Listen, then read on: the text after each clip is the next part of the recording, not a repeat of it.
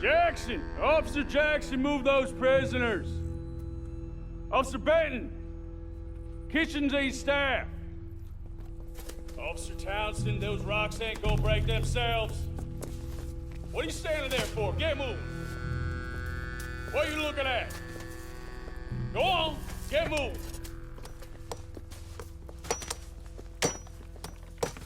You with the hammer? And you'll do. We need to perform a work detail out in Valentine. Come on, get in. Open the gate. Come on, Milliken.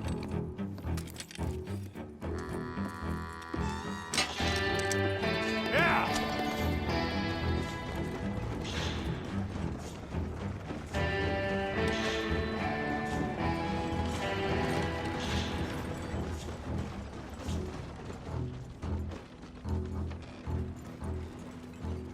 I tell you what, old Jameson is a wretched, sour old bastard, and no mistake.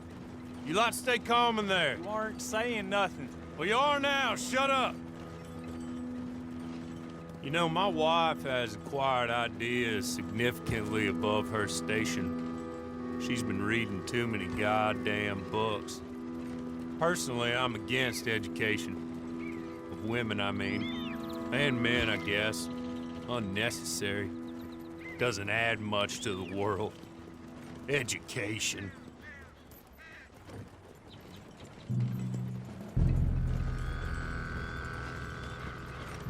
Good day, gentlemen. Oh.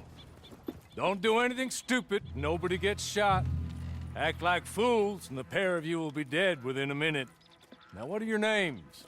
Jenkins and Milliken. Well, Mr. Jenkins and Mr. Milliken, throw your guns to the ground and get on down here. That's it. Very glad to meet you. It's not worth being rash. You boys get paid a salary. You get that salary whether these people escape or not. Your wives presumably want you alive. Let them out. Now, please. Okay. Okay. You all run away. Aside from you. Try to stay out of trouble. This is a stroke of good fortune for all of you. Use it. Now, Mr. Jenkins and Mr. Milliken, be so kind as to quickly run away before somebody gets shot entirely unnecessarily. Go on, don't look back. Mr. Wendt, I believe it was $50 we agreed on. It was. Here's 50 each. Each? Yes. Now get out of here, both of you. My employer and I appreciate your professionalism. All we did was stand there and look tough. And you did it fantastically well. Good day, gentlemen. Now, sir, how about you pick up these guns and we move out? My mistress is waiting for us.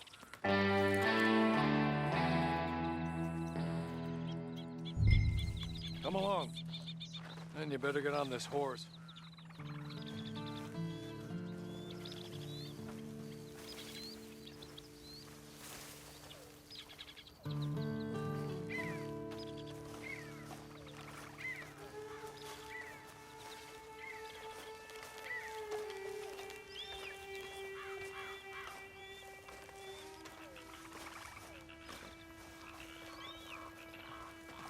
Not much of an animal, but they haven't got far to ride. Yeah, I waited on them moving you some weeks. I can wait a while longer. Ready? Wonderful. I hope you'll forgive the secrecy. My employer particularly values discretion. My name is Mr. Horley, by the way.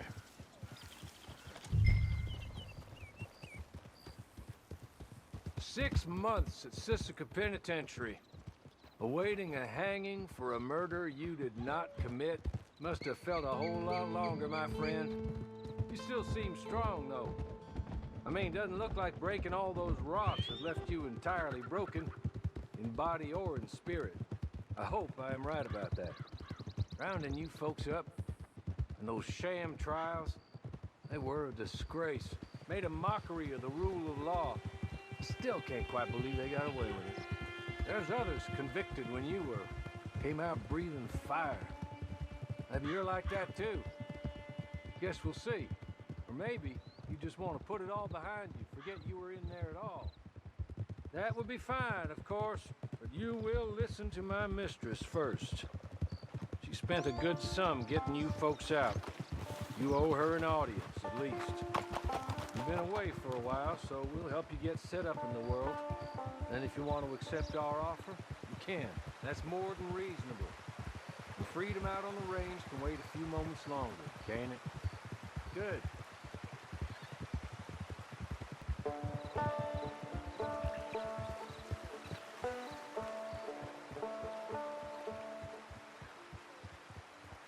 You're just up here. There's the camp. Get your horse. Tie it here.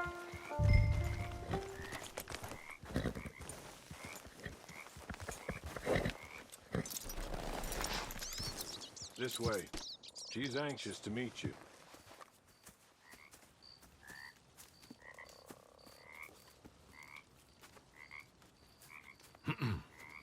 Madam, we're back.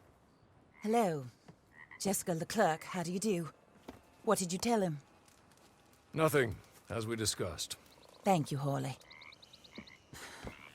I do hope we haven't inconvenienced you dreadfully. But seeing as you were due to be hanged in a week, I'm sure you don't object too strongly. I know you're innocent. Well, not perhaps exactly innocent, but not guilty of what you were accused.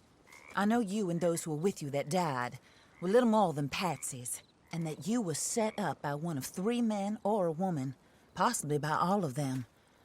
I can't be sure, but that is all I know so far. And one of these people also made Mrs. Leclerc a widow. And I will avenge my husband's death, so help me God. But I will not avenge it upon them who did not cause it, or caused it unwittingly. Anyway, I'm sure this is all a touch confusing and melodramatic. Where are my manners? Hawley, please show our guests to their tent and give them some fresh clothes to put on. Very good, madam. Then serve us both a little refreshment. Certainly, madam. This way. You'll find a change of clothes in there, alongside a few other items you might need, a lasso, a knife, and a lantern, I believe.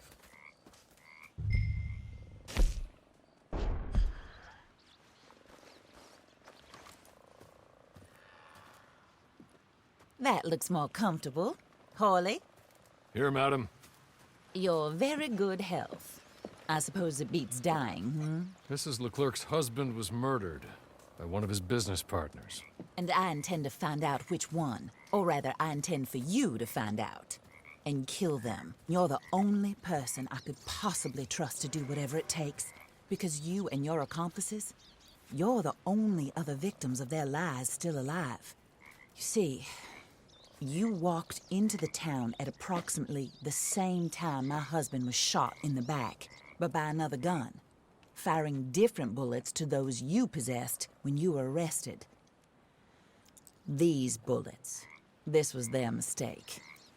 You were rounded up and sentenced to death, all because you came to town and didn't talk too much and seemed like you were nasty.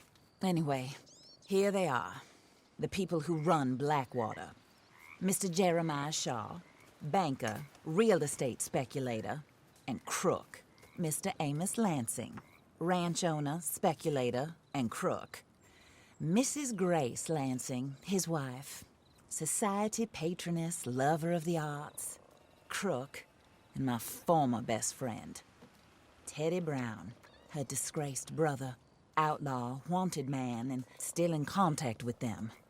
All I ask of you is your help in finding out quite what happened. Mrs. Leclerc would like to help you get back on your feet. Get back to work. Whatever your work may be, I don't judge. You want to rob? Rob. You want to save innocent folk? Do that as well. But you need me just as much as I need you. I think we all understand each other. I hope we do. Good. I look forward to rewarding you for killing those who made me a widow. My husband was a true believer in this country and in the West. He was killed for greed. Foul greed when there's quite enough for everybody. I don't care what your scruples are as to killing. I will take the full burden of that sin upon my shoulders. Goodbye, for now. Then, Hawley, go introduce him to nice Mr. Cripps. I think you'll like Cripps well enough. He's long past his prime, of course, but he hasn't gone entirely crazy just yet. And he will help you, better than most of his ilk. Cripps! Get up! Hello, partner. Harley. This is your new boss. Oh, pleased to meet you, partner. J.B. Cripps at your service. We'll pay to get your camp established. Mrs. Leclerc is a generous benefactor. And, where are we headed?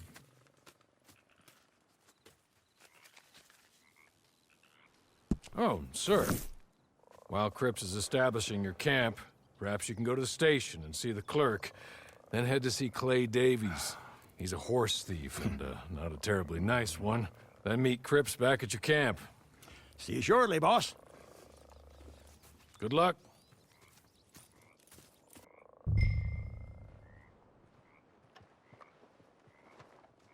I'm sure you're tired. Get this done and you can rest.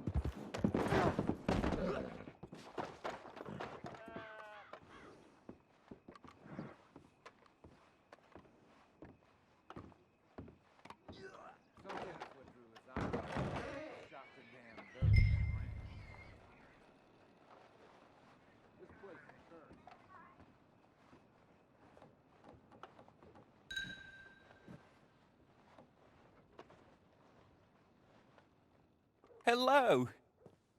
You must be, Harley's friend. He's one of us.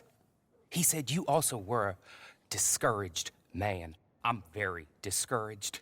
Disappointed Alden, that's me. Anyway, it's a pleasure to make your acquaintance. I find your reticence charming. Real charming. By the way, I heard you might want to earn a little money. Well, some gentlemen have been robbing our stages, and they are not part of the club, if you catch my meaning. If you can make them go away, I'm sure they will have something of interest to you. They're up in Cumberland Forest. See what you can do, okay? Here, by the way, a catalog. The latest issue. Just came into this armpit from a land more civilized. And if all works out, well, my colleagues and I move around these stations as needed. And all of us are very discouraged. We will all help a fellow sufferer with pertinent information. Good afternoon, sir.